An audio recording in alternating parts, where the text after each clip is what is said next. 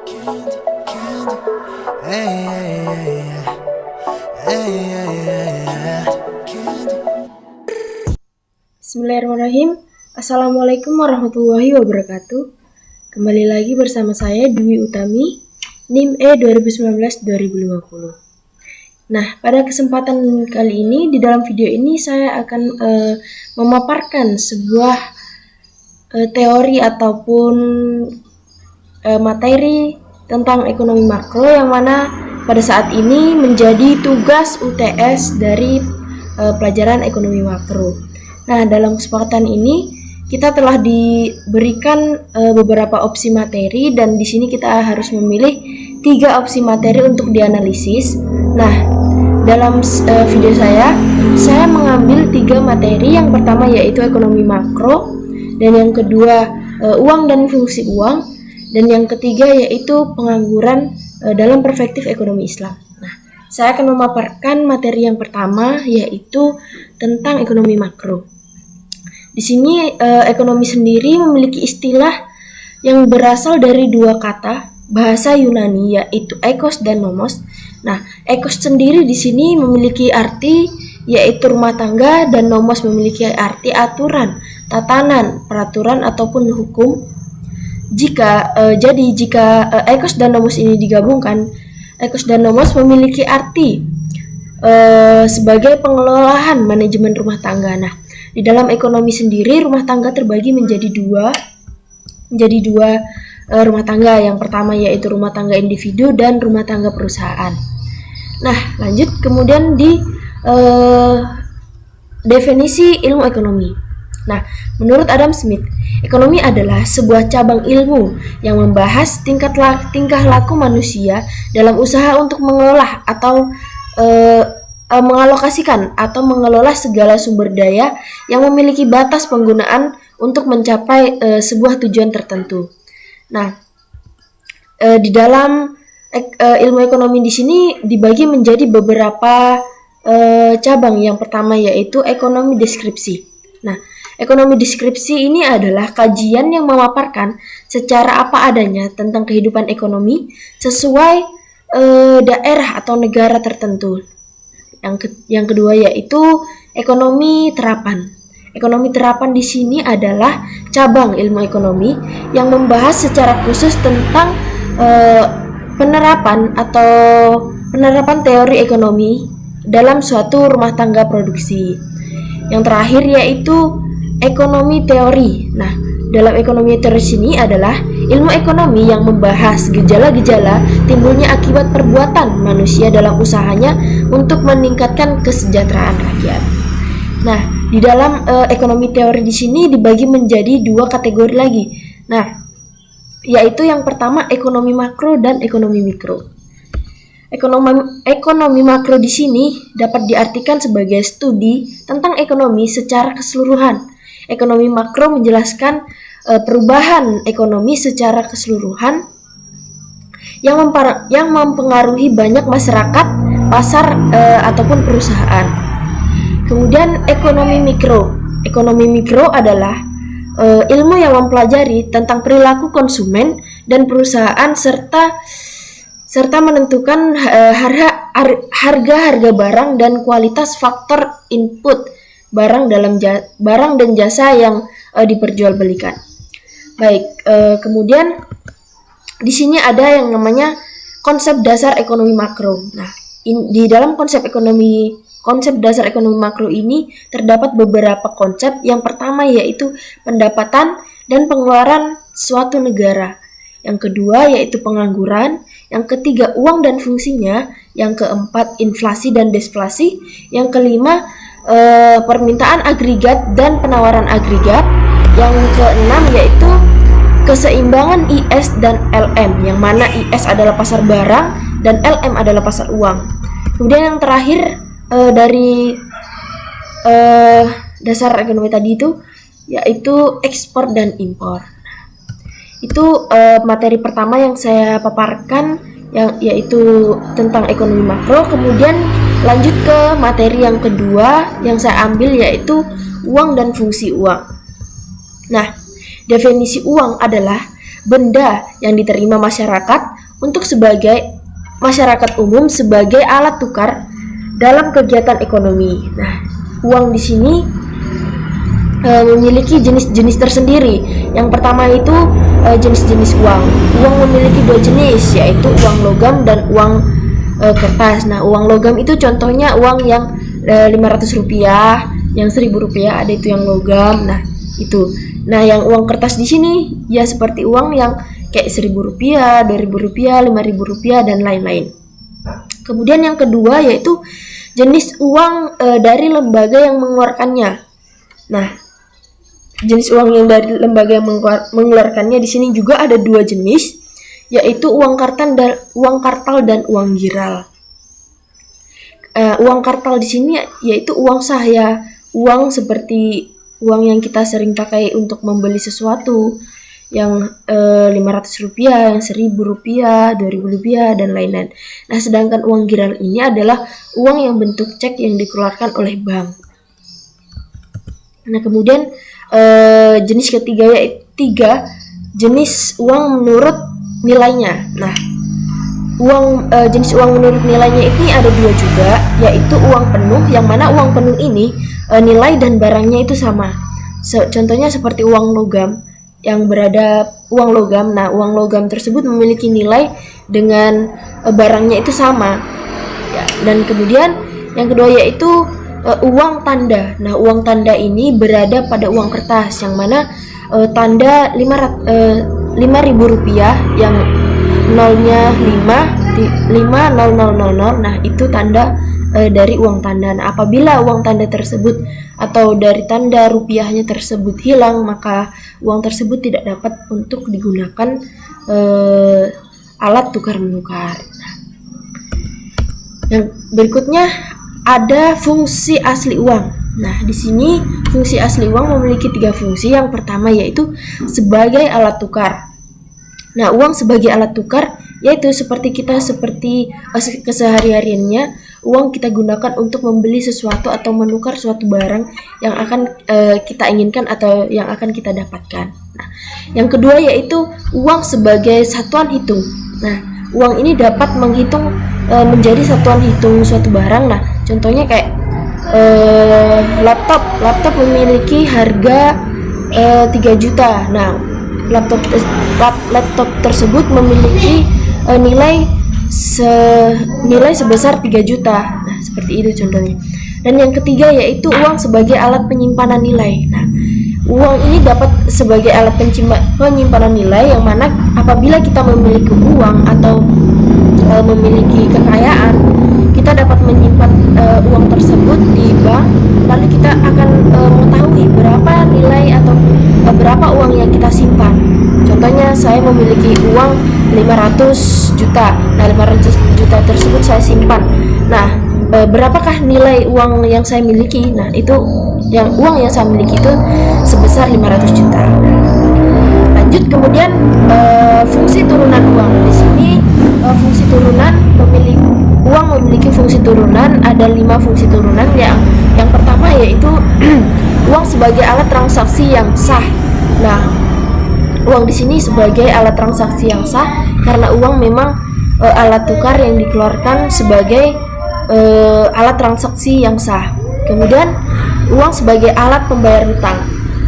Kita tahu sendiri bahwasanya jika kita memiliki hutang, contohnya saya memiliki hutang kepada teman saya emas berapa gram, yang contohnya nilai uangnya tersebut itu 1 juta atau 2 juta. Nah, itu uang tersebut bisa untuk membayar hutang emas kita. Nah, seperti itu. Yang ketiga yaitu uang sebagai alat penyimpan kekayaan, seperti yang saya sampaikan tadi. Ketika kita memiliki kekayaan ataupun harta, kita dapat menyimpannya atau menabung di sebuah bank. Nah, itu kita bisa menyimpan kekayaan kita. Contohnya, seandainya saya memiliki tanah 1 hektar. Nah, tanah 1 hektar ini ingin saya jual dengan harga 100 juta. Nah, 100 juta ini saya saya simpan di bank. Nah, itulah kekayaan saya. Yang kemudian yaitu sebagai alat pemindah kekayaan. Nah, contohnya begini. Saya di sini di rumah saya di Luwu Utara, Sulawesi Selatan, saya memiliki sepeda motor. Nah, kebetulan saya kuliah atau menjalankan suatu pendidikan di luar kota, yaitu di Jawa, tepatnya di Jember. Nah, bagaimana cara saya untuk membawa motor saya? Saya bawa ke Jawa. Apakah harus saya membawa motor saya langsung ke Jawa untuk alat bantu saya sebagai transportasi di sana untuk melakukan kuliah? Nah, itu tidak perlu. Jadi saya hanya harus menjual motor saya di sini, kemudian saya belikan lagi motor di Jawa, seperti itu. Istilahnya dipindahkan kekayaannya. Nah, kemudian yang kelima yaitu sebagai alat pendorong kegiatan.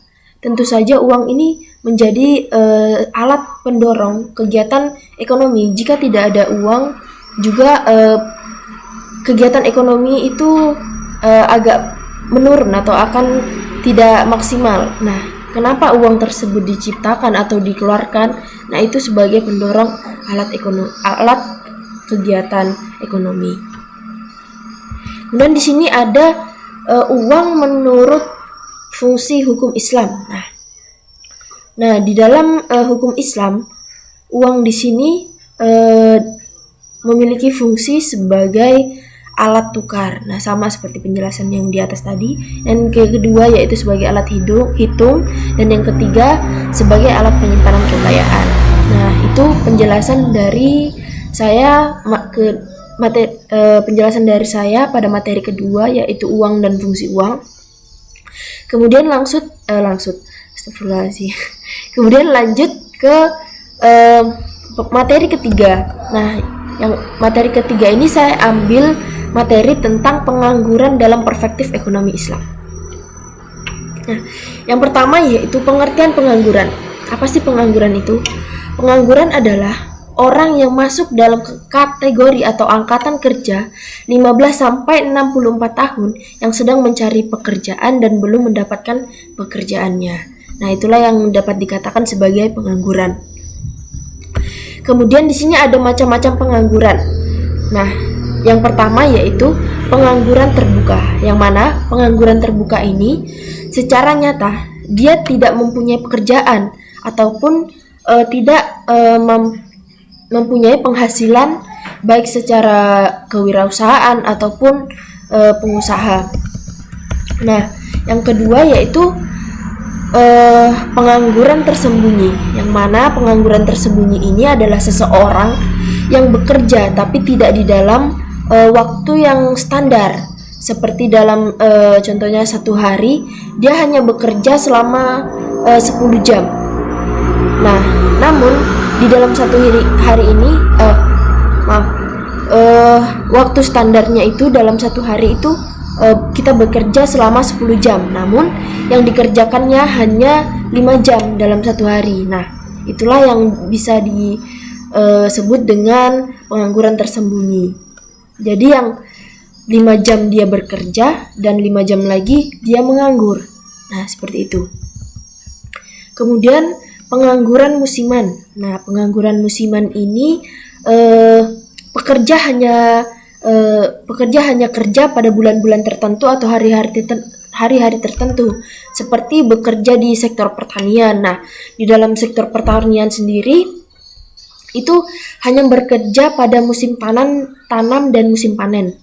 Nah, maka di antara musim tanam dan musim panen tersebut, pekerja di situ tidak dapat bekerja lagi, sehingga di antara musim tanam dan musim panen dia bisa dikatakan sebagai pengangguran. Nah, itulah definisi dari pengangguran musiman. Kemudian ada pengangguran setengah. Nah, menganggur yang artinya itu bekerja tidak full, sama seperti yang kedua tadi yaitu pengangguran tersembunyi. Seperti itu penjelasannya kurang lebih. Kemudian yang ketiga yaitu jenis pengangguran. Nah, di sini ada jenis pengangguran. Yang pertama yaitu pengangguran friksional. Nah, pengangguran friksional yaitu orang yang tidak bekerja, yang mana sebelum dia bekerja, kemudian dia tidak bekerja dan kemudian mencari pekerjaan. Nah, contohnya ini seperti orang yang sudah bekerja namun dia tidak cocok ataupun tidak puas dalam pekerjaan tersebut, jadi dia berhenti bekerja dan masih dalam keadaan proses pencarian kerja. Nah, itu pengangguran friksional. Yang kedua, pengangguran siklikal. Nah, pengangguran siklikal ini pengangguran yang diakibatkan oleh PHK. Paham sendiri kan, pengangguran yang diakibatkan oleh PHK. Dia bekerja di suatu perusahaan. Nah, ketika perusahaannya memiliki kendala ataupun masalah, terpaksa dia harus dikeluarkan atau di PHK gitu. Jadi dia harus berhenti bekerja. Kemudian ada pengangguran struktural, yang mana pengangguran ini yang terjadi karena situasi ekonomi secara nasional ataupun internasional, seperti yang terjadi penurunan ekonomi seperti saat ini pada saat pandemi. Jadi dia harus terpaksa berhenti bekerja. Kemudian pengangguran teknologi. Nah, pengangguran teknologi ini dipengaruhi akibat teknologi. Contohnya seperti ini. Dulu jika seseorang memanen padi dengan manual atau menggunakan tenaga kerja. Nah, kemudian masyarakat ataupun seseorang yang memiliki basic untuk memanen sebuah padi itu, dia dapat bekerja di sektor pertanian tersebut untuk memanen padi. Nah, kemudian dengan meningkatnya teknologi, ada yang namanya mesin babat. Nah, mesin babat ini atau mesin yang dapat digunakan untuk memanen padi sendiri, ini mempengaruhi pengangguran terhadap pekerja pemanen padi. Pas ada teknologi baru yang dapat memanen padi secara otomatis dengan menggunakan mesin. Jadi pengangguran tersebut ini diakibatkan oleh kemajuan teknologi. Nah, kemudian di sini yang keempat ada dampak pengangguran. Ada beberapa dampak dari pengangguran sendiri. Yang pertama yaitu menurunnya pendapatan per kapita dan pertumbuhan ekonomi. Nah, kemudian meningkatkan biaya sosial. Yang ketiga, menurunkan aktivitas perekonomian. Yang keempat, menurunkan penerimaan negara. Dan yang kelima, menurunkan tingkat keterampilan. Yang keenam yaitu kegiatan distribusi kurang lancar. Dan yang keenam, terjadinya kemiskinan. Yang ketujuh, kurangnya gizi. Yang kelapan, tindakan kriminal meningkat. Yang kesembilan yaitu produktivitas tenaga kerja merendah. Dan yang terakhir yaitu upah yang rendah. Nah, mungkin itu saja yang dapat saya paparkan dari 3 materi yang telah saya pilih. Yang pertama yaitu ekonomi makro, dan yang kedua uang dan fungsi uang, dan yang terakhir yang baru saja saya jelaskan yaitu pengangguran dalam perspektif ekonomi Islam. Nah, sampai di sini saja saya akhiri. Assalamualaikum warahmatullahi wabarakatuh.